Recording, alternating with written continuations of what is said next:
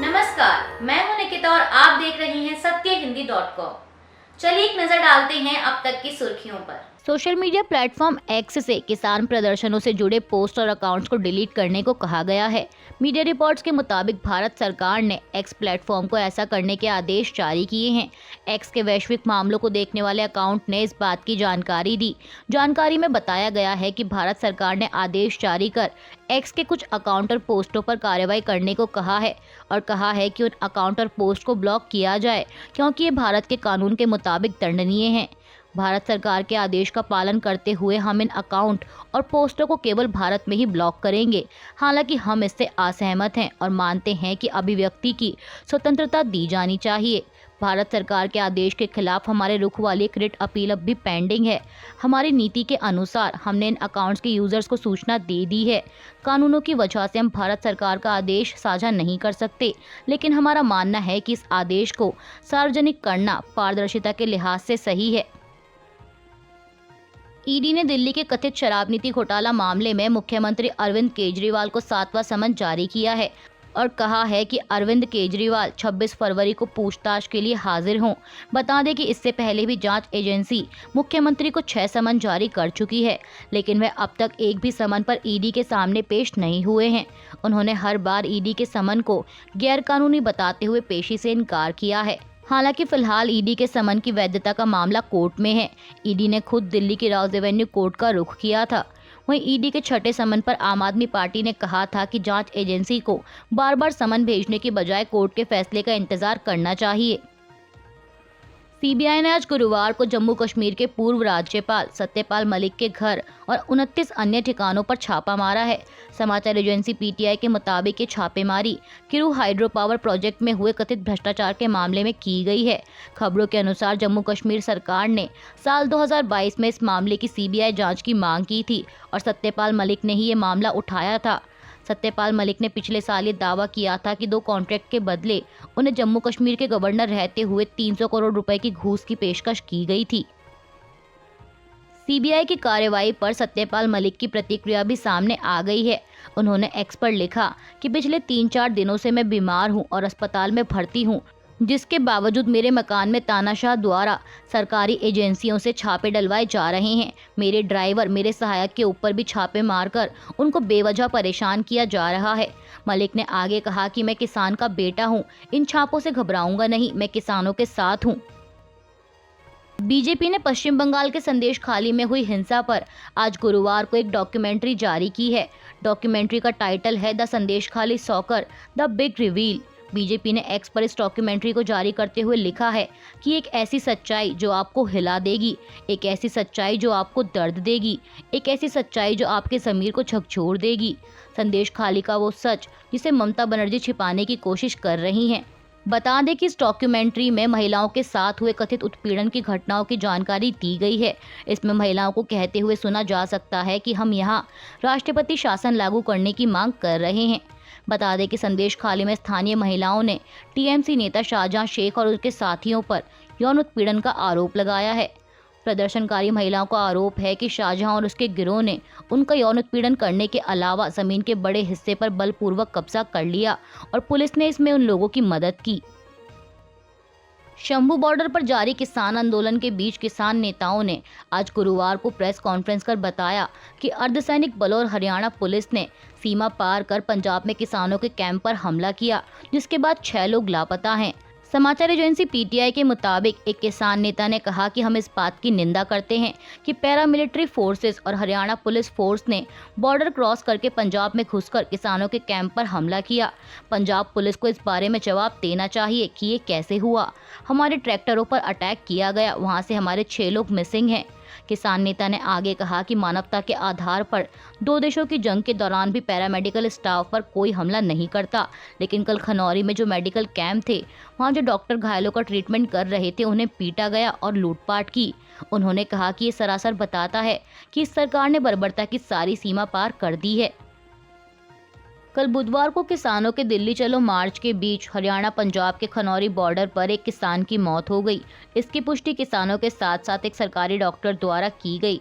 Khanauri border पर हुई युवक की मौत को लेकर राहुल गांधी ने कहा कि युवा किसान शंभूकरण सिंह की फायरिंग में मौत की खबर हृदय विदारक है। मेरी संवेदनाएं उनके परिवार के साथ हैं। कांग्रेस नेता ने कहा कि पिछली बार मोदी का अहंकार 700 से अधिक किसानों का बलिदान लेकर ही माना था और अब वो फिर से उनकी जान का दुश्मन बन गया है। मित्र मीडिया के पीछे छिपी भाजपा से एक दिन इतिहास किसानों की हत्या का हिसाब जरूर मांगेगा। वहीं हरियाणा पुलिस ने एक्स पर एक पोस्ट में लिखा है कि किसान आंदोलन में किसी भी किसान की मौत नहीं हुई है, यह मात्र एक अफवाह है। किसान आंदोलन के बीच हुई युवा किसान की मौत का मामला गर्माता जा रहा है। राहुल गांधी के बाद अब शिवसेना यूबीटी नेता संजय राउत ने भी मामले को लेकर मोदी सरकार को घेरा है। उन्होंने कहा कि एक जनरल डायर थे, एक जनरल कायर हैं। वो ब्रिटिशों के जमाने के डायर थे, ये बीजेपी के जनरल कायर हैं। राउत ने कहा कि वे किसानों को दिल्ली में नहीं आने दे रहे, इसलिए मैं उन्हें कायर कहूंगा। ये सिर्फ हरियाणा पंजाब के किसानों की लड़ाई नहीं है, ये पूरे देश के किसानों की लड़ाई है। AIMIM प्रमुख असदुद्दीन ओवैसी ने भी किसानों के समर्थन में बोलते हुए मोदी सरकार को घेरा है। ओवैसी ने कहा कि किसानों की MSP पर कानून बनाने की मांग उचित है और इस पर कानून बनना चाहिए और साथ ही किसानों पर दर्ज किए गए मुकदमों को वापस लिया जाना चाहिए। इसमें कोई भी बड़ी बात नहीं है। मुझे समझ नहीं आ रहा कि सरकार इसे इतना बड़ा इशू क्यों बना रही है। ओवैसी ने आगे किसानों को दिल्ली कूच करने से रोकने के इंतजामों पर कहा कि किसानों पर पैलेट गन का इस्तेमाल क्यों हो रहा है। इस तरह इसका इस्तेमाल कर आप उन्हें अंधा कर देंगे। ये लोग किसान हैं जो हर किसी को खाना खिलाते हैं।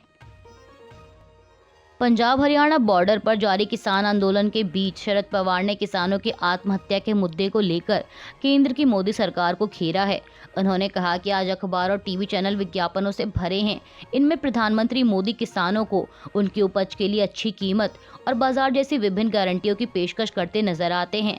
पवार ने कहा कि एक तरफ मोदी की गारंटी है, लेकिन दूसरी तरफ किसान बढ़ते कर्ज के कारण आत्महत्या कर रहे हैं।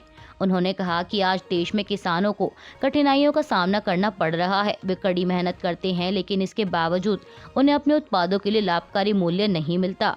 यदि इनपुट लागत अधिक है तो उत्पादन कम है, तो ऐसे में किसान कर्ज में डूब जाते हैं और जब वे कर्ज नहीं चुका पाते तो किसान आत्महत्या जैसे कदम उठाते हैं। वर्तमान में पूरे देश में ऐसा ही माहौल व्याप्त है। खनौरी बॉर्डर पर हुई एक किसान की मौत के बाद आंदोलनरत किसानों ने 2 दिनों के लिए दिल्ली चलो मार्च रोक दिया है। कल बुधवार को एक प्रेस कॉन्फ्रेंस के दौरान इसकी जानकारी देते हुए किसान नेता सरवन सिंह पंढेर ने कहा कि केंद्र की मोदी सरकार नोट कर ले कि ये मोर्चा रुकने वाला नहीं है। खनौरी वाली सारी घटना का जायजा लेकर अगली रणनीति 2 दिनों में स्पष्ट करेंगे। दिल्ली कूच पर 2 दिनों तक रोक रहेगी और उसके बाद फैसला लेंगे। सरकार द्वारा गन्ने पर उचित लाभकारी मूल्य बढ़ाए जाने के फैसले पर प्रधानमंत्री मोदी ने कहा कि देश भर के किसान भाई बहनों के कल्याण से जुड़े हर संकल्प को पूरा करने के लिए हमारी सरकार प्रतिबद्ध है। इसी कड़ी में गन्ना खरीद की कीमत में ऐतिहासिक बढ़ोतरी को मंजूरी दी गई है। PM मोदी ने कहा कि इस कदम से हमारे करोड़ों गन्ना उत्पादक किसानों को लाभ होगा। जारी किसान आंदोलन के बीच केंद्र की मोदी सरकार ने एक बड़ा फैसला किया है। दरअसल कल बुधवार को आर्थिक मामलों की कैबिनेट समिति की एक बैठक हुई थी, जिसमें तय किया गया कि 2024-25 के लिए गन्ने का उचित मूल्य और लाभकारी मूल्य 340 रुपये प्रति क्विंटल होगा। यानी कि गन्ने की वर्तमान FRP में सरकार ने 8% का इजाफा किया है। ये नई FRP 1 अक्टूबर 2024 से लागू होगी। इसकी जानकारी देते हुए केंद्रीय मंत्री अनुराग ठाकुर ने कहा कि नरेंद्र मोदी सरकार ने हमेशा किसानों के मुद्दों को महत्व दिया है और भारत में गन्ने पर किसानों को अन्य देशों की तुलना में उनकी फसल पर सबसे ज्यादा दाम मिलता है। ये नई FRP गन्ना किसानों की समृद्धि सुनिश्चित करेगी। उन्होंने कहा कि रिकवरी में हर 0.1% की वृद्धि के साथ किसानों को 3.32 रुपये की अतिरिक्त कीमत मिलेगी। वहीं रिकवरी में 0.1% की कमी पर इतने रुपए काट लिए जाएंगे। हालांकि 315.10 रुपये प्रति क्विंटल न्यूनतम कीमत है, जो कि मिलेगी ही, और न्यूनतम रिकवरी रेट 9.5% है। लोकसभा चुनाव से पहले YSR कांग्रेस पार्टी को बड़ा झटका लगा है। दरअसल पार्टी सांसद वेमी रेड्डी प्रभाकर रेड्डी ने कल बुधवार को पार्टी और राज्यसभा से इस्तीफा दे दिया है। पार्टी प्रमुख और आंध्र प्रदेश के मुख्यमंत्री YS जगनमोहन रेड्डी को लिखे पत्र में उन्होंने इस्तीफे के पीछे व्यक्तिगत कारण बताया है। वहीं अब इसके बाद कहा जा रहा है कि वह तेलुगु देशम पार्टी में शामिल हो सकते हैं। कांग्रेस के कोषाध्यक्ष अजय माकन ने कल बुधवार को जानकारी दी कि आयकर विभाग ने बैंकों को पार्टी के 3 account Indian national Congress, Indian youth Congress और NSUI से 65 करोड़ रुपए से अधिक सरकार को ट्रांसफर करवाने के निर्देश दिए हैं। इनमें से 5 करोड़ रुपए इंडियन यूथ कांग्रेस और NSUI के बैंक खाते से लिए गए हैं और बाकी 60.25 करोड़ रुपए इंडियन नेशनल कांग्रेस के खाते से। अजय माकन ने आगे सवाल करते हुए लिखा कि राष्ट्रीय राजनीति पार्टियों के लिए इनकम टैक्स भरना जरूरी नहीं है और बीजेपी भी कोई इनकम टैक्स नहीं भरती है, तो फिर कांग्रेस से ये 210 करोड़ रुपए की मांग क्यों? कांग्रेस नेता ने बताया कि इनकम टैक्स अपीलीय ट्राइब्यूनल में इस मामले पर आज कांग्रेस ने अपना पक्ष रखा है और इसकी सुनवाई गुरुवार को भी जारी रहेगी। इसके साथ ही उन्होंने लिखा कि जिस चंदे पर सवाल उठाए जा रहे हैं वो इंडियन यूथ कांग्रेस और NSUI के क्राउड फंडिंग अभियानों सहित कई जमीनी प्रयासों के बाद जुटाया गया था। रूस के कब्जे वाले पूर्वी यूक्रेन में 2 मिसाइलों के गिरने से कम 60 रूसी सैनिकों की मौत हो गई है। मीडिया रिपोर्ट्स के मुताबिक ये सैनिक रूस के कब्जे वाले हिस्से के ट्रेनिंग सेंटर में अपने सीनियर कमांडर ओलेग मोइसेव के आने का इंतजार कर रहे थे। हमले की पुष्टि इलाके के गवर्नर द्वारा की गई, लेकिन इसके साथ ही उन्होंने हमले से संबंधित मीडिया रिपोर्टों को बड़ा चढ़ाकर पेश किया गया बताया है। अधिकारी ने हमले से प्रभावितों की वास्तविक संख्या न बताते हुए कहा कि सटीक जानकारी इस हमले से प्रभावित सैनिकों के परिवार को दी जाएगी। वहीं इस घटना की वीडियो फुटेज में बड़ी संख्या में मृत लोग दिख रहे हैं। अभी के लिए बस इतना ही। बाकी की खबरों के लिए जुड़े रहिए सत्यहिंदी.com के साथ।